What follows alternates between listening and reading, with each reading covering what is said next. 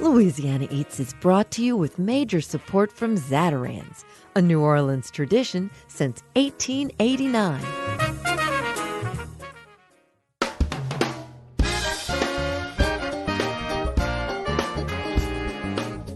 From WWNO New Orleans and our studios in the Southern Food and Beverage Museum, this is Louisiana Eats.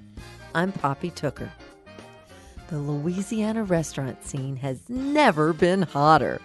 On this week's show, we're touring some special eateries that should be on your radar. First, John Besh and Alon Sanchez reveal the genesis of their collaboration at Johnny Sanchez, a restaurant that not only combines their two names, but also reflects their culinary sensibilities. Then we travel to Shreveport to visit Marilynn's place, a quirky, artsy spot where you never know when a party will spontaneously break out. Finally, we'll head down to one of the hottest new restaurant destinations in the state, New Orleans' Bywater neighborhood. Wait till you hear what's new down there. We're eating our way around the state on this week's Louisiana Eats.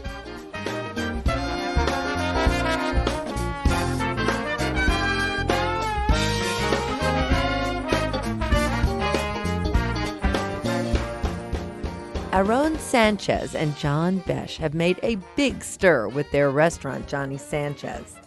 Alon and John each have had their own successful restaurants, cookbooks, and TV careers. Combining two superstar talents like this could result in an abundance of egos in the kitchen, but not with these two. Why? Because quite simply, they're best buds. You know what's really funny? He's the only Marine and chef who doesn't have a damn tattoo. and the thing is, like, if I see really pisses him off, actually. And if I see another young cook with a pig tattoo, I'm gonna puke in my mouth. Like that kind of way. It's like, does that give you all of a sudden street cred? Like you're a bad chef because I got a pig tattoo. We all know pig's tasty. I don't know what this guy's been doing his whole life, but what's wrong with a Marine tattoo? You know what I mean? I was going to ask, if you were going to have a tattoo put on John, what would it be? I don't know. Maybe I think the Eagle Globe and Anchor. Yep, the Eagle Globe and Anchor. Something that would... USMC. Yep. Something that... Definitely not a pig tattoo, because I wouldn't want you getting sick every time you saw me. Yeah, I don't want to... Yeah. I get nauseous around you as it is. I see these young fellas come in with like bacon all over them, and or beets, or like stupid stuff like... Food is love and blah, blah, blah, blah, blah. I'm like, oh, gosh. And the worst one is the knife. Like, all of a sudden I'm tough because I have a knife tattoo.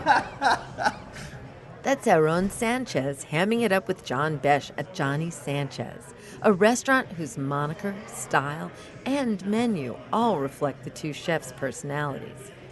They've both achieved national acclaim in the fine dining field, but now they're embracing their heritage in bold new ways. Yeah, we just want every little detail to be just so perfect in a way that I haven't experienced before. It sounds weird saying that. I mean, I love the fact that August is where it is, and that Dominica is wonderful, and this and that, blah, blah, blah. But the stakes are raised here. And then having Alon's name, for some reason, it's kind of like elevated my, the tension. Like, it's got to be perfect. It's got to be perfect. And the idea is that this is an expression of two friends and two chefs' idea and love for something that's so genuine, and it's so personal and intimate to me because that's the way I grew up, and we're honoring and celebrating my grandmother, and we're celebrating my mom, and then you have probably more so here than in any restaurant that you've ever done. Because, absolutely. Yeah, I grew up here wanting to be more than just the local kid. I wanted to be more than just the traditional New Orleans chef that I grew up with. In the same way that Alon's kind of like pushed away from his mother. His mother's such a huge figure. She became the ambassador, really, in many ways, for true Mexican cooking years ago with James Beard and Paul Prudhomme and that whole crowd. And so he's kind of pushed away from that. Now we're both at this point where I embrace the fact that I'm from here and I love here, and the same way that Aaron's kind of going through that same stage where, you know what, he's embracing his mother in those old recipes and the old ideas and the things that his grandmother passed down. and so when he's making that mole, I mean, the mole has got to be just perfect. And Poppy, I don't know the first thing about it. Like, I know it tastes good. I know, I know it's very complex. I know it takes time. But he'll go in there and, he's just like a scientist just working on these recipes one after the next. And what's really cool is I'm trying to set the table and set the circumstances around him so that they're just so that we can give him the support to really like extract all that good stuff, extract all those great recipes and those memories and turn that into food. Yeah. And for me, it's like John brings obviously this training and this skill set that I wasn't trained that way. I didn't grow up that way, but there's a commonality in the idea of that community around food and making that an impact on our community is what we're dedicated to. And one thing that I've learned from this endeavor and this exercise is knowing that we are two different chefs, two different men, but we have the same goal, and that's to be the best. And I want my son to play with the Besh boys. I want me to be around people I cared about. And the thing I'm thinking about so much lately, I was like, what's keeping me in New York? Why am I there? Am I having the experiences, the spontaneous moments that I have in New Orleans there? And I'm not. And I'm not around people that uplift me and I'm learning from. And every time I'm with John, I'm learning. And I love you, man. No, I'm serious, baby. And you know it's true. And, I tell you that all the time. The interior of Johnny Sanchez is split into two designs. One that looks like the iconic architecture of New Orleans, while the other is an homage to Aaron's vibrant Mexican heritage and his tattooed body. Just the idea of the way that people eat all over Mexico is not that very different than how we eat here in New Orleans. It's all about friends, it's all about family, it's all about breaking bread together, and it's about community. We come at food, I think, with the same intention, but from totally different areas. And so I want to always refine. Aaron comes in the other day and he's like, who made this? A bunch of white boys made this? And he's like, long story short, he takes all these onions, these beautiful white bulb onions, and just drops them in the coals and chars them and burns them, and then the tomatillas on top of that and all this. And it looks like a charred mess. And then he takes that and throws it together and then purees the entire thing. And he's like, no, this is how you make a salsa. And I'm like, okay, forget everything I've ever said about how to cook or why to cook and blah, blah, blah. And all the cooks and myself were just watching and all like, did he really just do that? That's why we differ, because, I want to do 35 different dishes because, there's 32 states in Mexico, and I want all these dishes to have a place. And John's like, whoa, slow down.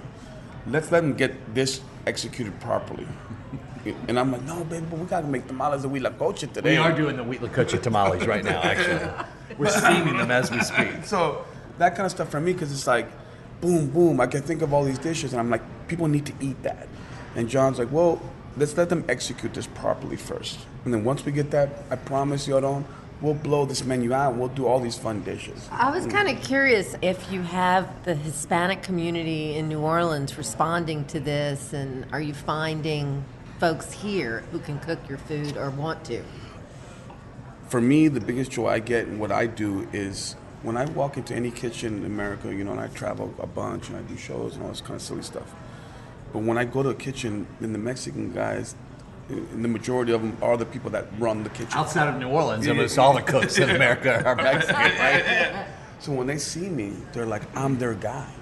He looks like me, he speaks my language, he understands my narrative and where I've been, and he has that. So that's a huge amount of responsibility. It's something I take extremely serious.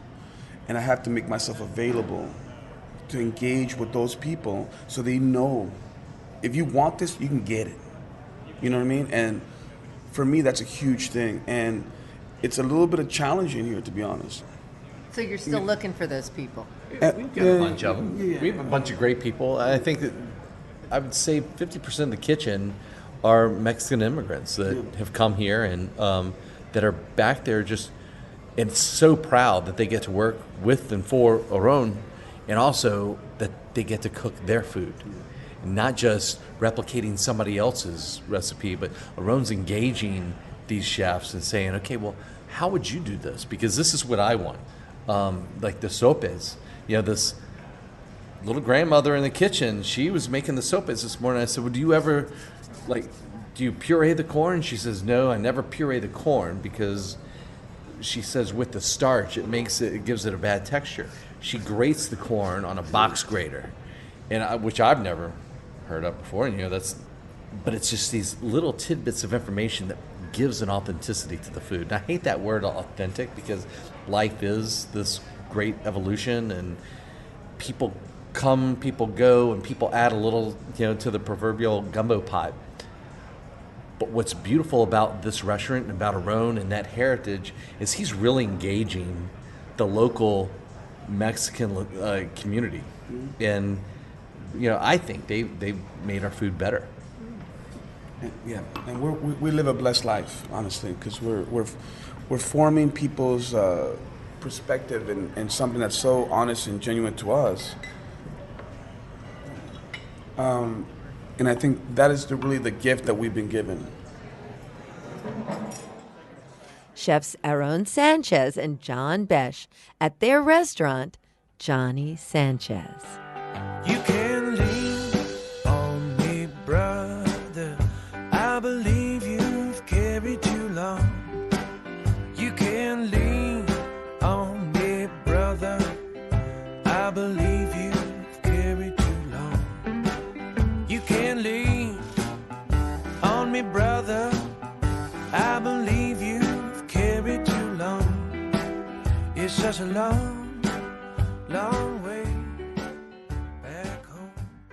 As the 2016 winner of the James Beard Award for Best New Restaurant, Alon Shaya has come a long way since he first learned to cook as a child growing up in an Israeli family. First, Alon established himself in New Orleans as John Besh's collaborating partner at their Italian hotspot, Dominica. His culinary talent and strong-rooted sense of Israeli cuisine led him to open a new restaurant that transforms the many flavors of the Hebrew diaspora that now converge in present-day Israel. We sat down with Alon at Shaya to learn what inspired the restaurant's amazing menu and explain what the Israeli food tradition means to him. I was born in Israel. My mother is Israeli, my father is Romanian, and my grandparents are Bulgarian. So when I was 4, my family immigrated to Philadelphia, and that's where I grew up. Finally landed in New Orleans in 2003 and just fell head over heels for it, and really called it my home right away. And I've never had any thoughts of leaving since I got dropped off in New Orleans. And you get dropped off in like a perfect place because somehow you ended up in the same spot with our dear buddy, Chef John Besh, and the rest from there is history, huh? Yeah. So John and I met in 2003, and I was the chef de cuisine for Besh Steak for a couple of years, and then Katrina hit, and then we got through all that and got the steakhouse reopened, and then just like most people during Katrina, did a lot of soul searching and really kind of asking myself, what do I really want to do in life? I had always cooked Italian food. It was always a huge passion of mine. And the reason I started cooking Italian food, I feel, in Philadelphia when I was in high school was because I was reminded a lot of those flavors that I loved so much of the food that I grew up eating, the roasted eggplants and peppers and goat cheese and olive oil and garlic and all the things that, the Israeli food is so wonderful for. I saw a lot of that in Italian food, and I was just drawn to it. So after Katrina, I moved to Italy and spent a year living in Italy, working with families, living above the restaurant, working downstairs, and came back in 2009 and opened Dominica in partnership with John. And what was really great about Dominica is that even though it was an Italian restaurant and still is an Italian, then Next thing you know, you have Pizza Dominica. The second one, on special occasions, you just really showed your Israeli roots off and cooked Seder supper and cooked Hanukkah supper. Yeah. And you always had this very strong Jewish outreach with the food, even though you were in an Italian restaurant. Sure. Yeah, because it was special to me. Just like I love cooking Thanksgiving meals. It's one of my favorite things of the year to cook. I love cooking for Hanukkah and for Passover and for Rosh Hashanah. So we started doing these meals at Dominica and got such a great response. Hundreds of people would show up to come and taste this food. So naturally, I was like, okay, people like this stuff. Let's see if I can take it, and really continue to push the limits with this. And I found right before Shaya opened that Dominica's menu started looking more and more like an Israeli restaurant. So I was like, oh no, I need an outlet for this. I really do. So I know that there are some, there's chefs in the country that are cooking amazing Middle Eastern food or cooking amazing, Greek or Moroccan food. And I love the fact that we can kind of pick and pool a lot of those things together and put them together into one story on a menu. I kind of feel like I have an idea of how people like to eat and what food gets people excited. And it always has to start with that for me. And one of the perfect examples is our kibbeh. And kibbeh is usually a combination of ground beef and lamb, and we serve the raw version, the kibbeh. We put ground walnuts, bulgur wheat, mint, pomegranate molasses, preserved lemon. All that gets mixed into this tartare. And then we serve that with this Yemenite flatbread called malawach. And that is like, imagine taking like croissant dough and just like roasting it in clarified butter in a saute pan. Goodness gracious. It puffs up and it gets really golden brown and crispy and buttery and flaky. You're making me weak in my knees. So the kibbeh is very Lebanese, the malawach is very Yemenite, but those two cultures are cooking for each other now in Israel. That's the way that I kind of think about the food, and it allows me to be really creative without overstretching the creativity and then the food kind of not making any sense. And the first time I came to see you here at Shaya, you just could hardly wait to show off your new toy. Well, we have a beautiful wood-burning oven that is in the corner of our dining room that produces the fluffiest, hottest, most crispy pita bread that I've ever had. And the pita, everybody asks me what's my favorite thing on the menu, and I say the pita bread because we've all had bad pita bread before. Yes, we have. You know what I'm talking about, right? It's that like 2 layers of recycled UPS cardboard that's put in a Ziploc bag. We make our dough, of course, from scratch, and we allow it to age and slow proof, and it puffs up and it has this big steamy pocket on the inside. So when you rip it apart at the table, it's like hot, it's crispy on the outside, it's soft on the inside. And then the menu is really built to eat with pita. Like, That's the way to go. So the whole middle section of the menu is all 10 different little salads and spreads that are constantly going to be changing throughout the seasons. And if you order those, and the pita bread will automatically come, and then you just start to dip and spread and spoon some of this on the bread and dip some of that into the pita and then pass it around the table and try different combinations. That really is what I feel like creates the identity for the restaurant. Alon Shaya, chef and owner of the James Beard award-winning restaurant, Shaya.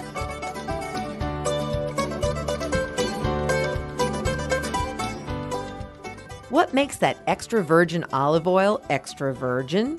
Stay tuned, and we'll answer that question when we come right back.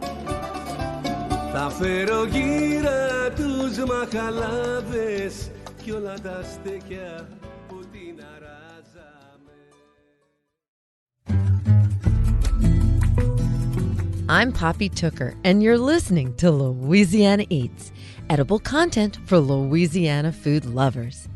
Louisiana Eats is brought to you with major support from Popeye's Louisiana Kitchen and Zatarain's.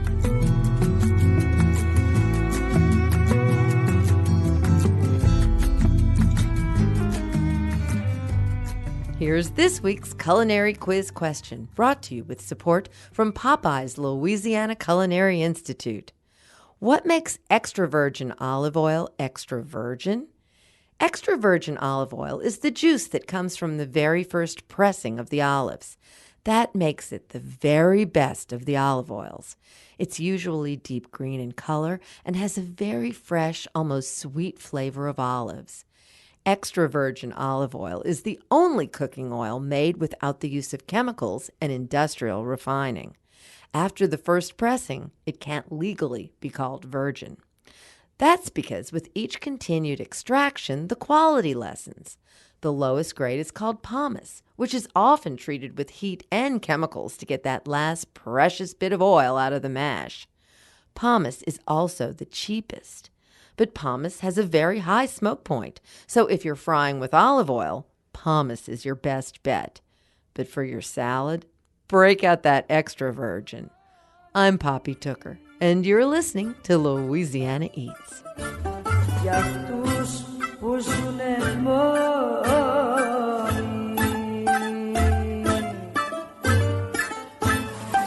Chris J. covers the food scene in the northern part of our delicious state.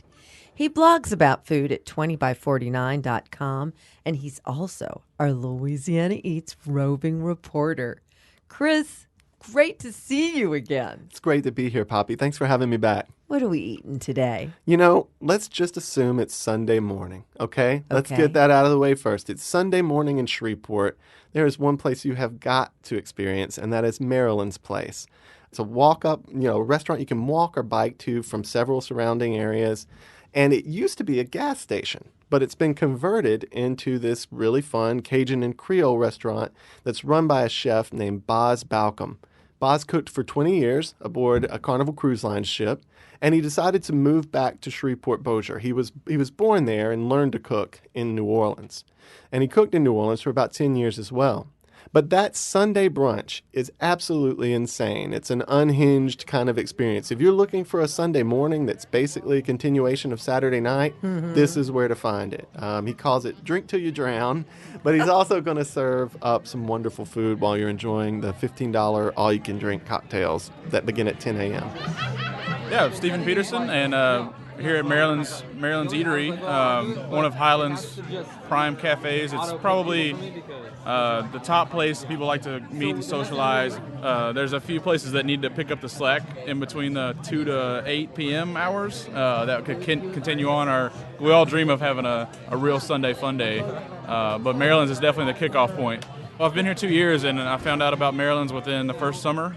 And once I realized just how affordable and nice the place was, and that you could bike and walk no problem, I mean, this is a no-brainer for me. Order for Jane. So what are those cocktails he's serving? Probably Bloody Marys, mimosas, Absolutely. screwdrivers. Yes. I'm Barry Butler, and I've been coming here for probably the past three and a half years. And it's all you can drink: mimosas, Madras, Bloody Marys, some beer involved in there. Great Raft, I have to plug them. This is definitely the tribal, the tribal hangout, or as we like to call it, church. Well, just being honest there. It's also a really progressive and fun place. For example, when marriage equality was, passed on a federal level, his was the one restaurant that said, "Come here, we're throwing a huge party." And there must have been 700 people. They were spilling out into the parking lot. It was complete insanity. And he was handing out free drinks. He was in a great, great mood that day. And it was really nice to see a local restaurant say, "Let's celebrate this right now. Come to Marilynn's place. We're going to party." Well, Tell me about the food that we're washing down with all these cocktails. It's sort of like a big Southern comfort food twist on Cajun and Creole. So his crawfish étouffée, his jambalaya, these biscuits and boudin specials that he runs, things like that may be sort of unrecognizable, for example, to people from southwestern Louisiana. They may kind of think, well, this is a little bit modified take on some of our classics. And he absolutely wears that on his sleeve. He wants it to be bigger, richer, comfort food versions of Cajun and Creole classics. Yum. Okay. Well, as usual, I'm hungry. Let's go. Let's do it. Let's make sure it's a Sunday when we go, and we can hit that bar too. If 3, 4, 5 of us are gathered in the name of Maryland's, it's a good thing. That's Chris J., our Louisiana Eats roving reporter.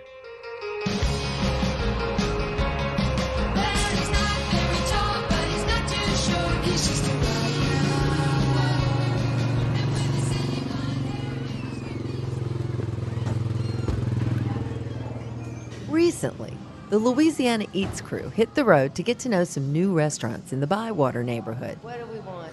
We began our tour at Pizza Delicious, a popular spot a block away from the Mississippi River, where a variety of different diners were seated chowing down on garlic knots and slices of thin crust pizza. I mean, I'll eat that. So we would like to have a margarita. Okay. And a Amphi Pale Ale. Okay. We ordered my favorite, a 16-inch margarita, and sat down with co-owner Michael Friedman to discuss his journey from pop-up to popular restaurateur. So I'm Michael Friedman, and with my partner Greg Algarden, we are the two owners of Pizza Delicious down in the Bywater. I came to New Orleans 11 years ago to go to Tulane University. Freshman move-in day for my residence, I trained to be an RA. My sophomore year was also evacuation day for Hurricane Katrina. That was an interesting twist to my New Orleans experience. I was here a year before the storm and came back, was anxious to get back, finished up school, and Greg was my roommate towards the end of college, and we just kind of always lamented the state of pizza in New Orleans, both being native New Yorkers, and we had this idea, we're like, hey, if we start making pizza and it's good, people might show up, and we had no idea how many people would. We started this pop-up right down in the Bywater, a few blocks from where we are now, and it was amazing. We were just doing Sunday nights. We had a pay-as-you-go cell phone, and we only did to-go advance orders of pizza, and within a couple months it just exploded. We ended up doing that for like 2.5 years. People just kind of encouraging us to open up a brick and mortar. We started looking, and did not want to leave the neighborhood because the neighborhood had just been so supportive. There's so many people living here who are just dying for different types of food. So we looked and found this warehouse in the Bywater and just kind of went for it. We didn't know much about what we were doing, but we knew our pizza was pretty good at that point, and that's what kind of carried us through. You know, a lot of cynical people will say to me, over 1,000 new restaurants in New Orleans since Hurricane Katrina? Well, when's the attrition coming? Surely that many restaurants can't be supported. What do you think about that? I mean, I think we have always wondered, it's just continued to get busier and busier when we've opened, and we're always like, okay, when's this gonna taper off? Surely everyone's come to the Bywater already, like, they've had their experience, like it's nice, and it just seems like more and more people just keep coming to the area. People have heard of us, heard of this neighborhood, never really ventured out here. And the most surprising part to me has just been tourism in the past couple of years has just been, I mean, we get tourists like in here walking from the quarter who read that like this is a cool neighborhood, like you really can't experience New Orleans without a trip to the Bywater, which is super cool. I mean, it's really cool for us. We had, a table of Brits in here the other day, and I'm like, how did you find out about this place? Like and they're like, we heard it was really great. Someone told us it was awesome. We walked in the 95-degree weather from the quarter to get to your restaurant. And eat some pizza. Yeah, it's like, I love that. It's so cool. What is your favorite time of day down here. What's your favorite part of being right here at Crescent Park, at Pizza Delicious? I love a couple of things. I would say the weekends are really, really cool just during the day when people finally wake up from their hangovers and are finally getting out and are just, it's become such a great area to walk around in. There's a lot of families in this neighborhood now, which is very, very cool. And so it's just like peeking my head out into the street and just seeing how many people are just walking around. There's little art markets that's set up. And so I love weekend days. And also at night when it just kind of gets, when there are like plays going on, there's a lot of reasons for people to be in the area, and it's just kind of like bustling around the neighborhood. And I'm like, this was not happening a few years ago. It's really, really cool. It's exciting for us. I mean, getting a huge like late night drunk rush of people is so gratifying. We feel happy to provide that service. Describe what makes your pizza so delicious. And, you know, I think I have to have a piece of pizza. I was going to say, don't let your pizza get too cold. It's killing me. What's the experience like when you come here as a customer, and what makes your pizza so good? Well, we make New York-style pizza, which was something that we were having a hard time finding down here. I'm watching you eat it right now. You're doing the right thing, folding the crust. We have big 18-inch, sometimes even 20-inch pies, depending on how we make them. And the reason they vary is because we hand-toss every single one of them, make all our dough here, make all of our sauce here, make as many toppings here as we can. And so we just get really, really into making a really good slice of pizza because it's what we grew up eating. Is Pizza Delicious a standalone experience in the Bywater, or might we see it someplace else one day? It's a very good question. We get it a lot, which is flattering. As of right now, we just want to keep this one place going. We love it so much, and we want the food to be always great and always on point, and want it to be consistent. And it's tough, you know, with the volume that we end up doing. And so we'll see. We have an open mind, but we just kind of want to enjoy what we're doing right now and really, really love being in this neighborhood and keeping it going. Bravo, Mike Friedman, for turning the pizza world of New Orleans around. And thank you so much for having us at Pizza Delicious today. Thank you so much for coming down here. It's always a pleasure to see you. Michael Friedman of Pizza Delicious.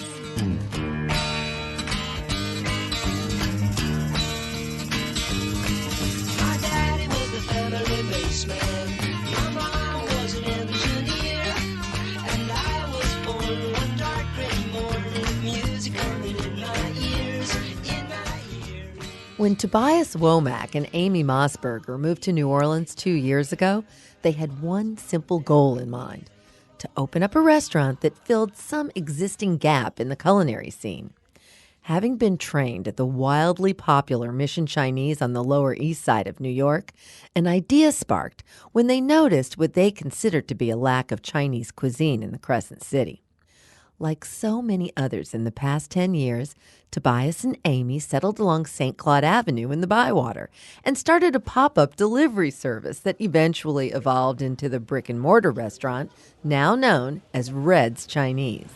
Amy and myself have a similar palate. We both like very spicy, sour, sweet, bitter, funky, fermented foods.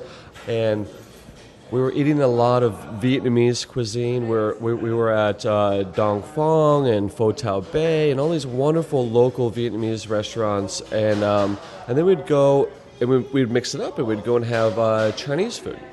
And there's a lot of wonderful Chinese restaurants, but not what we were looking for. We wanted that Korean, that Japanese. We wanted the exotic, and we knew how we could. We knew that we could do that. And we could take the Asian cuisine and make it a little bit more authentic and a little weirder. Tobias, why did you and Amy decide to come to New Orleans? Love that the city shares, it has shared historically with food, with tradition, with culture, with music, with cuisine.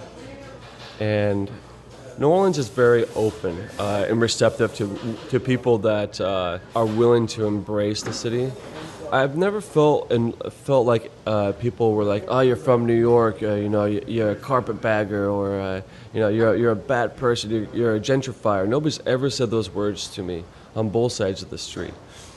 Why did you decide to open in the Bywater? Why was this your spot? A total happenstance.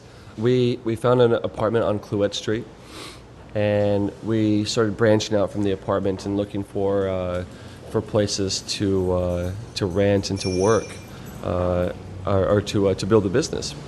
So we went down St. Claude, and we passed this building late one night, and there was like some rough remnants of like an old commercial history to it. It kind of felt like it might have been a convenience store at one time, or it might have been a restaurant. And we kind of like peeked through this little hole in the window, and we saw that there was a kitchen.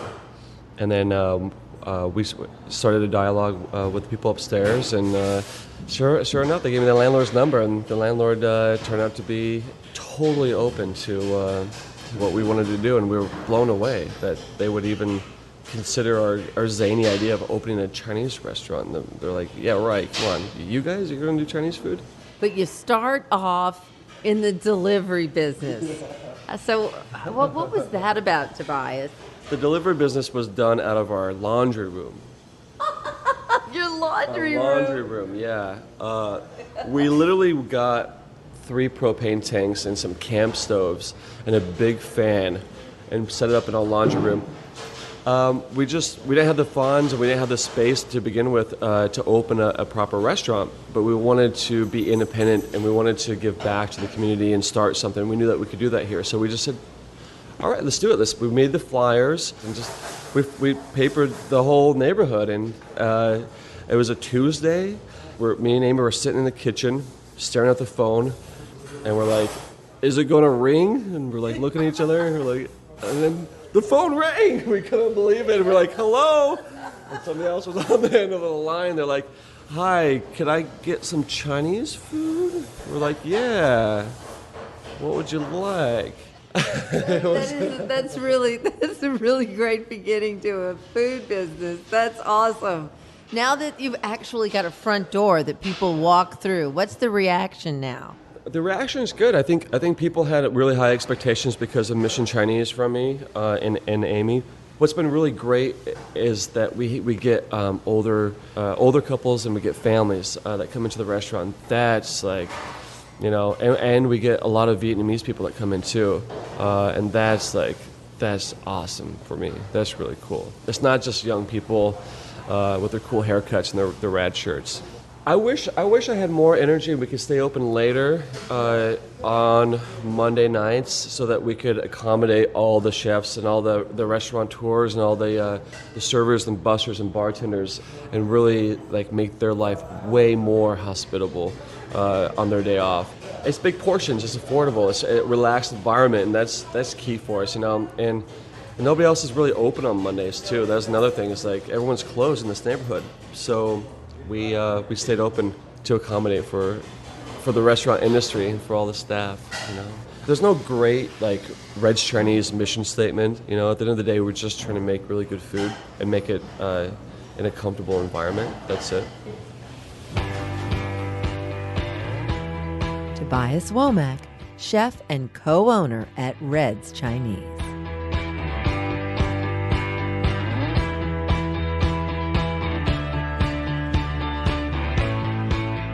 When we come back from a short break, Gambit editor Kevin Allman will join us with the inside scoop on a hot, new, hip Bywater restaurant that's so underground, it's a good bet you've never heard of it.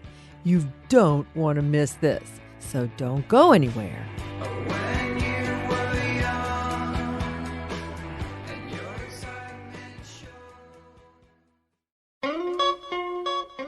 I'm Poppy Tooker, and you're listening to Louisiana Eats, edible content for Louisiana food lovers. Louisiana Eats is brought to you with major support from Rouse's Markets and from Ralph's on the Park, where this summer you can choose from over a dozen of Chef Chip Flanagan's inventive small plates and sip a glass of wine for an affordable, light, seasonal meal overlooking the lush foliage and towering oaks of City Park at 900 City Park Avenue in New Orleans, Mid-City.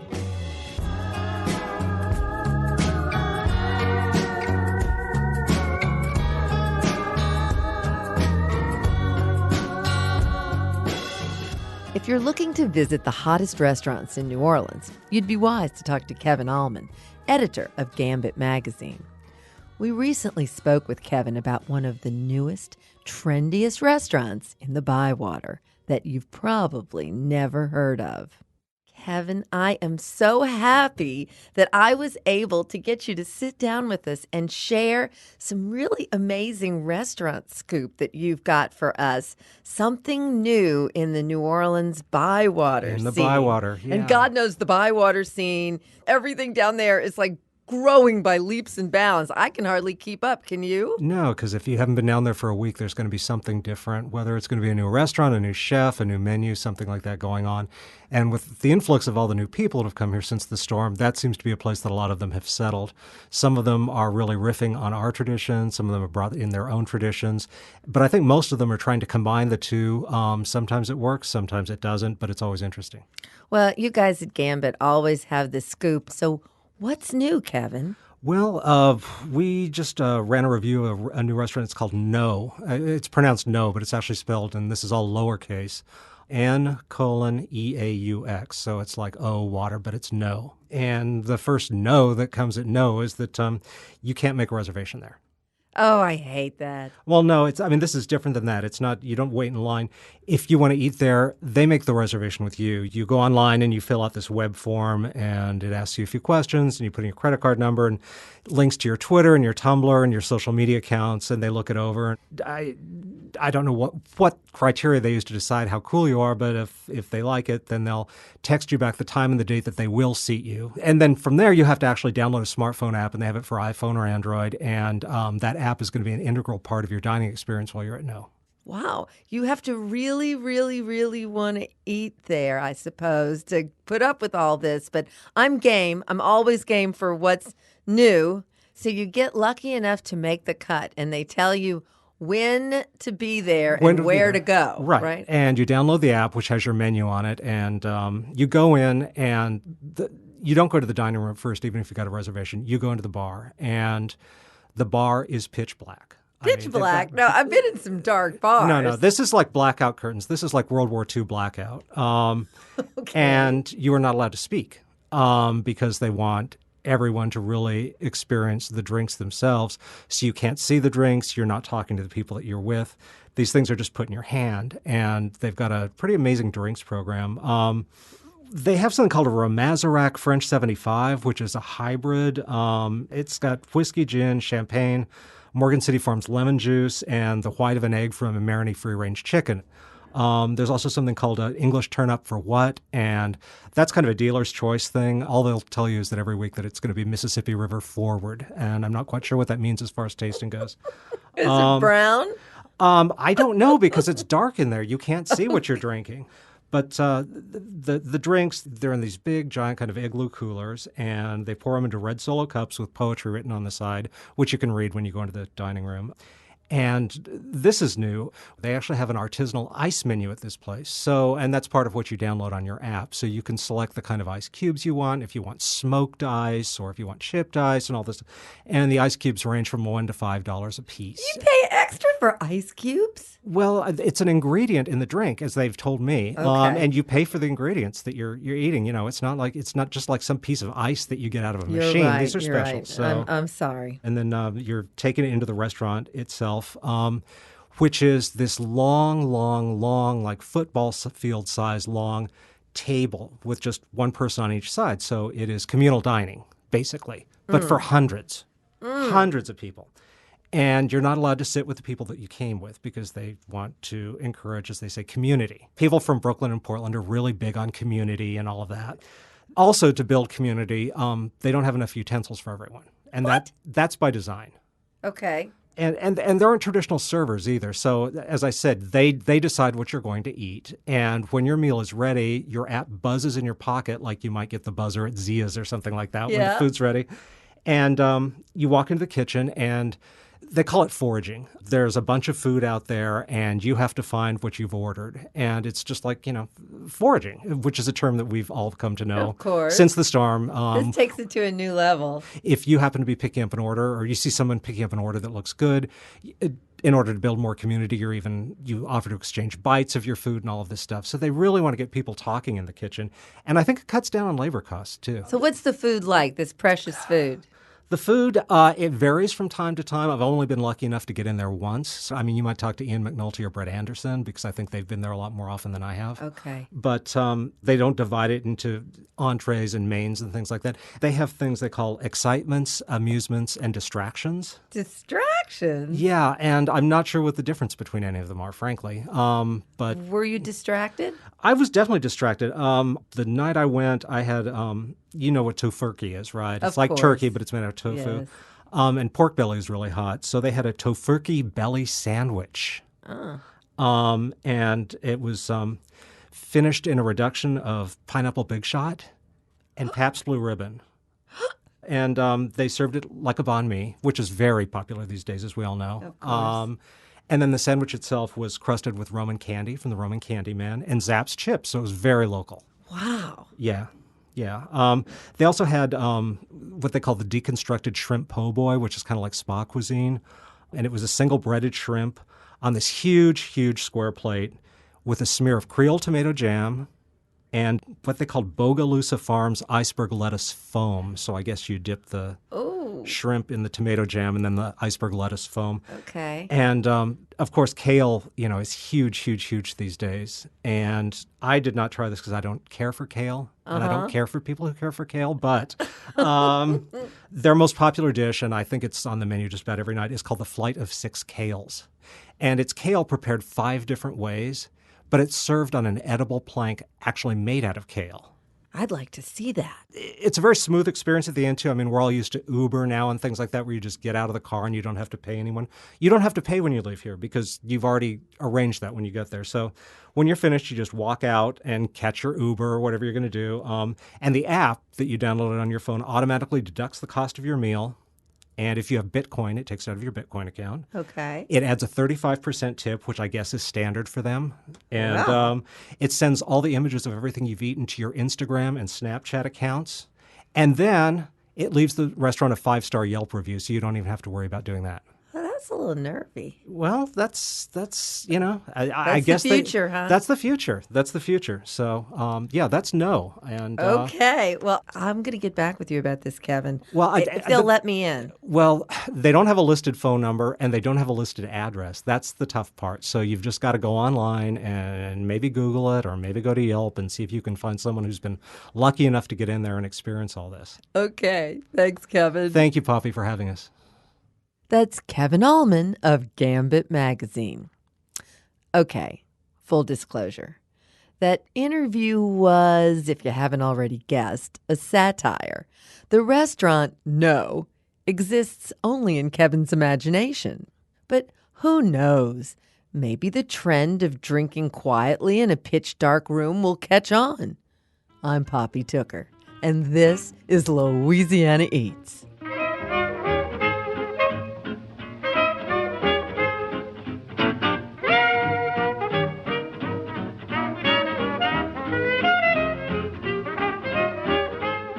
That's it for this week's edition of Louisiana Eats, edible content for Louisiana food lovers. Join us next week when we indulge in a nip of the Green Fairy with Ray Bordelon and his brother BJ, whose collection of absinthe antiques is currently on long-term loan to the Southern Food and Beverage Museum.